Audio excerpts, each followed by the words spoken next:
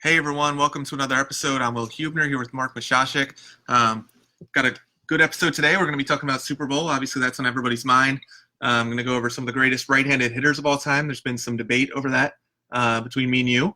Sure. And then we got some PT student questions. But first, should we talk about our new addition, Spencer Kalman from Mary Baldwin PT program is going to be helping us out with some content as well as helping with social media, and he's going to be have a big role in our podcast. So contributor to the pod. We're excited to have him. Happy to have you on, Spencer. So let's go to it. Super Bowl fallout. What do you think? Were you happy with the outcome? Well, I think I won every Super Bowl bet I made, so I feel pretty good about it. But how did the 49ers lose this game? They just seemed like in control, and they just let it slip away. What's your initial reaction? Just good Super Bowl, bad Super Bowl. Being a Patriots fan and watching a non-Patriot Super Bowl is a new experience for me. So I'm not sure where I'm grading the Super Bowl as. My initial reaction, especially watching the last 6 minutes of the game, the NFL is rigged. What makes you say that? It just seems, even during the entire game, the announcer is saying, don't count out Patrick Mahomes. Oh, Mahomes is such a great comeback. He comes back all the time. The NFL, I feel like, and not just the NFL, but MLB, NBA, they create these storylines of where they want as much fan interaction as they can. They want it to be an exciting thing. And I think this whole kind of plot was set up for Mahomes to come back at the end of the game. So like WWE, like WWE was probably real at one point, but it was more profitable for WWE to make plots in there because profit-driven. Big difference, though. Yeah, I feel like from the owner perspective, this is similar. But I don't think the players are involved. I think WWE, they know before the game if they know they're going to win. Do you think the refs are involved? I do think the refs are highly involved in this. I don't think the NFL. I don't think there's a lot of validity to it. But if the refs are involved, I'd say it's on their own gambling side that they're involved. Like we saw in basketball, which nobody really talks about. But like, there was an NBA referee who was literally just changing the entire game so that they could gamble on it. Donahue, right? Donahue, yeah. That's a great. He had a really fun article, kind of outlining everything, how it started and everything. But no, that pass interference call, I think towards the end of the game, terrible call in my opinion. Could go either way, but in a situation that high of stakes, you just let that go. My personal opinion, I thought that did not need to be called. I thought that gave them a touchdown to bring it within 3, and the rest is history. I think from the gambling side that gamblers are always looking for edge. So even like we talked to that guy who was giving gambling advice about like paying off the guy who runs the clock in basketball games. Because if you're just betting the over or under, you're trying to manipulate the game to be a little faster, a little slower. You get the edge. So I think there could be little things in there that are rigged based on gambling. But I don't think there's involvement on multiple levels of like ownership. And I thought the 49ers were the better team overall for the season and the better team in this game than the Chiefs. So what's this mean for the 49ers? Can they pick up their bootstraps next year and get back into this thing, or is this? Well, that's what I think. It's exciting to be an NFL fan right now because this could easily be the Chiefs and 49ers next year. 2 very young teams, 2 young quarterbacks, a lot of young. I feel awful for Shanahan. Why? Well, I just see him as the new Andy Reid. And I know Andy Reid finally got there, but I think Andy Reid did some sort of voodoo ritual to pass the Andy Reid curse of not being able to manage the clock to Kyle Shanahan. I think he's cursed. I think this it happened with the Falcons. It happened last night. Kyle Shanahan, I think, is maybe the best coach in the NFL right now, but he seems to collapse in big moments. I talked to a Falcons fan today. First thing he said to me upon seeing me was deja vu. So what do you mean deja vu? And he said, Shanahan has a lead at the end of the game, blows the lead. I just don't understand why they can't give it to Mostert on every play. I feel like every play I watched him, he had an 11-yard carry. But Mostert is very good. It's actually an incredible story for Mostert. Coming into the season, he was 4th string. It's all about Tevin Coleman, and Matt Breida is going to have some carries too, kind of split carry, but Tevin Coleman's probably the guy. Then, like in the middle of the year, Jeff Wilson's getting all these garbage time touchdowns. It started for Mostert last year, I think. I think he finished last year in the playoffs with a good playoff game at the end of last year, like coming out of nowhere. He was cut from a lot of different teams. Most of the teams. Mostert of the teams, yeah. Mostert of the teams cut Mostert. Let's say we got a comment here from Jerome Burney. So the pass interference had to be called since the defense didn't initiate contact, and Kittle pushed the guy twice. He sounds bitter about something. He does sound bitter. Yeah, I think he lost a bet on it. I don't know. Well, there's a Kittle push off to end the first half. that I thought was also should have been a non-call. Let him play a little bit. Yeah, let him play. There's ticky-tack. I don't think it's the most egregious non or call in NFL history. I think we've seen worse ones. Well, Overall, good game. I mean, if you go back to like the NBA, right? It's kind of an unwritten rule. End of the game, you're probably not getting a foul call when you drive to the lane. Sure. It's just kind of what it is. I feel like that's the same situation here where just let him play a little bit. Yeah. Here's my question to you. Was it pass interference? Probably. You could call it either way. If they don't call it and the Chiefs challenge that, does that get overturned? I don't know. I would say 0% chance. Yeah, you're stuck on the officiating. I thought overall was a good game. Think Andy Reid, this is a lock for the Hall of Fame for him now then? This is one missing thing. Yeah, I mean, he's a great mastermind of football. Offense, yeah. Yeah. I think Shanahan's a great coach, young guy. If I'm a 49ers fan, I'm very, very happy with the year we had, and I'm excited for next year. Yeah, it's just it's a hard one to get over for a 49ers fan, I feel like. I still think the Ravens are the best team in the NFL this year. So that one bad game. And I'm excited for that year next year. We got to start keeping track of my predictions. I feel like I'm writing a lot on these. I did pick the Chiefs. So pre-playoff starting. fantasy question for you. Sure. Because I remember at the beginning of the year, I voiced frustration about this running back by committee for the 49ers the whole year. I drafted Tevin Coleman. I had Matt Breida in almost every league. Yeah. And they both were useless because they kind of hurt each other. And then Jeff Wilson starts getting touchdowns. So if you're going to draft somebody, who's the first off the board next year for San Francisco running backs, assuming they're all the same as they are right now? Probably Mostert. Mostert goes first? But I think as a fantasy advice, I'd say you got to be aware of coaching staffs that do this. I mean, that's going to always be a Shanahan thing.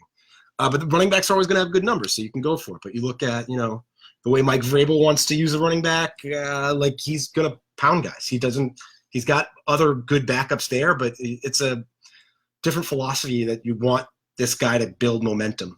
Sure. And that's something that we saw in the Super Bowl, like just that momentum shift to the Chiefs, which is a weird thing. We all just accept that momentum is like a thing that exists, but it's not really something that's tangible. But there was definitely a big momentum shift. Yeah, it's all mental. When Damian Williams scored that touchdown after the pass interference that brought him to within 3, they showed Kittle on the sideline. I keep saying Kittles because Jerome typed in Kittles.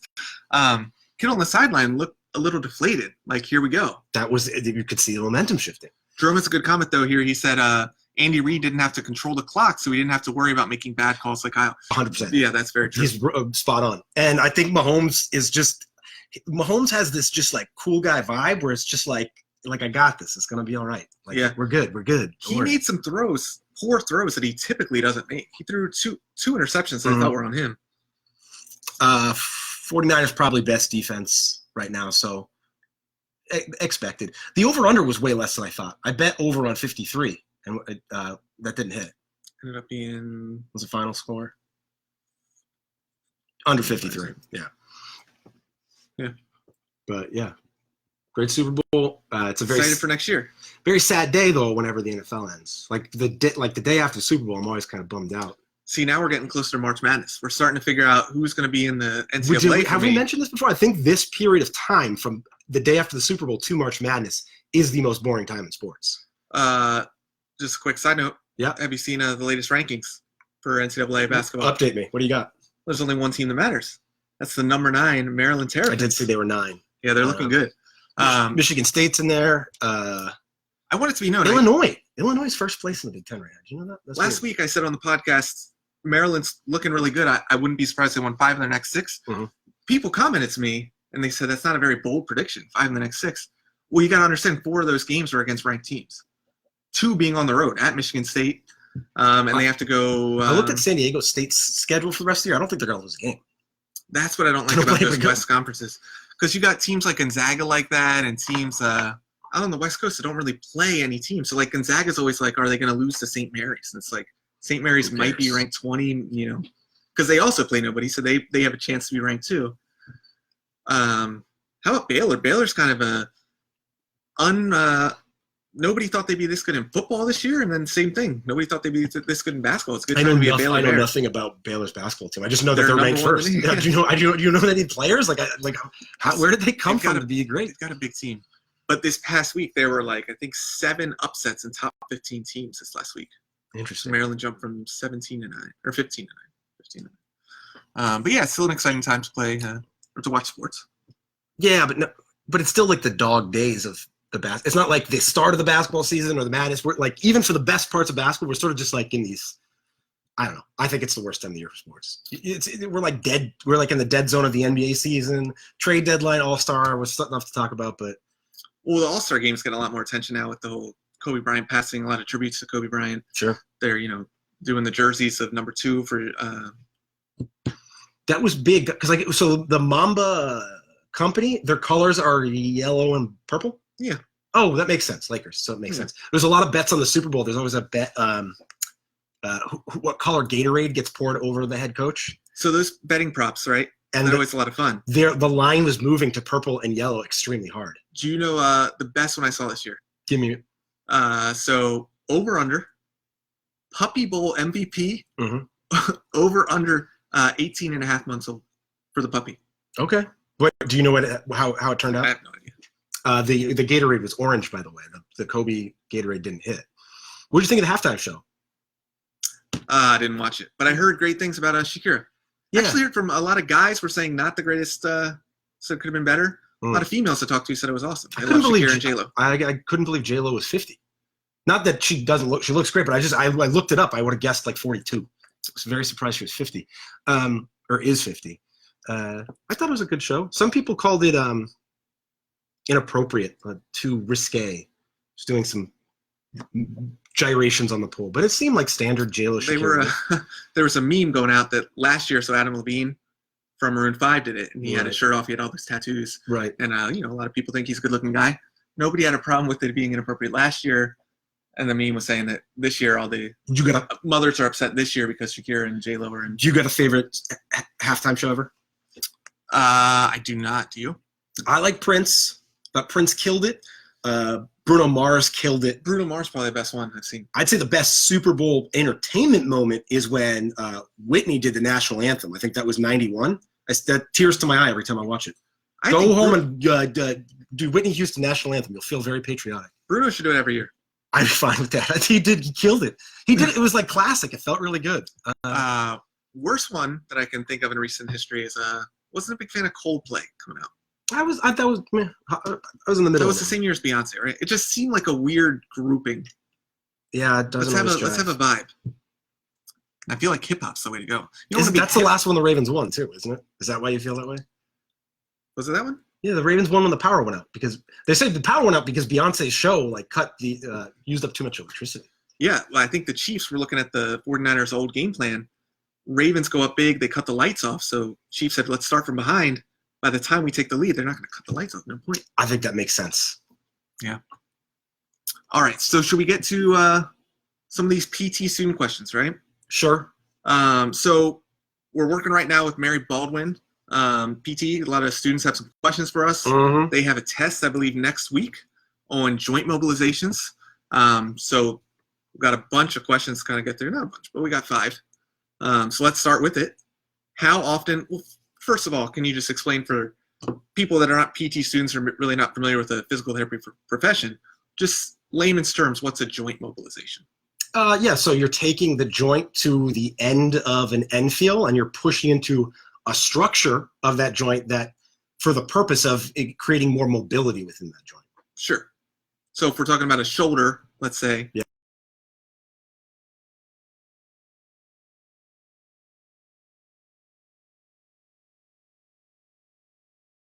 Model going on. So we got a shoulder here. Yeah. So Mark is simply mobilizing the humerus bone into the glenoid fossa or the labrum of the shoulder to gain mobility or motion out of from the shoulder joint. If that's what's restricting the joint from moving. Correct. And when you say an end feel, you're talking about pushing into whatever's stopping the joint from moving. Okay, awesome. So first question is, how often do you use joint mobilization and when do you use it? So for me, clinically, I use joint mobilizations constantly. But to elaborate on what a joint mobilization is too, it's not just straight AP shears like you learn in PT school, which is important to learn. You got to start to get used to it and getting feels, but it's identifying what in the joint, what structure is limiting mobility and finding a way to get that to be mobile. So that's usually not just through straight pressure of putting pressure on the joint. That's usually doing soft tissue mobilization, nerve glides, and all these things concurrently while getting that joint to move in a way that's most functional or most efficient for that joint to move. So 99% of patients. Most patients who see that we see orthopedically, will usually come in with some mechanical barrier that's not allowing them to tap in and fully use their nervous system, musculoskeletal system. So I'd say 1 in 100 maybe comes in and they really don't have those barriers, and we can just work on higher function things or getting them back to achieving their goals. But I'd say 99% is a good number of the amount of patients that I do joint mobilizations on. Yeah, I think you brought up a good point in terms of, I was thinking about like what, back in PT school, how I learned joint mobilizations, kind of, which direction do you mobilize things to get more motion in, which body part, right? And I think it's so important to realize that you don't really necessarily have to memorize anything because you're going to go based on feel. So like if your shoulder's not going into external rotation, let's say, then I can mobilize your A to P, and I can start to localize on, well, is it A to P, but a little bit more medial, it's a little more lateral, it's a little more inferior, superior, and you start to pick up on where the actual restriction is. Yeah, if I actually described the direction I was going, it'd be very confusing. You'd have to use like a 360-degree measurement tool. You have to like get goniometers involved to say the actual direction, because sometimes it's like a slide that's going in different directions too, so it presents different for everyone. But the way you learn to do it at first is those direct pressures into one direction. It's obviously a big part of what we do. So you develop and you find the most efficient ways to help the joint move. For sure. Important to note though, a lot of times you can't just go straight to a joint mobilization. A lot of times there's soft tissue, muscle. Right. So for me, it's a little bit confusing. It's a good question, but it's a little bit confusing. Is what definitely constitutes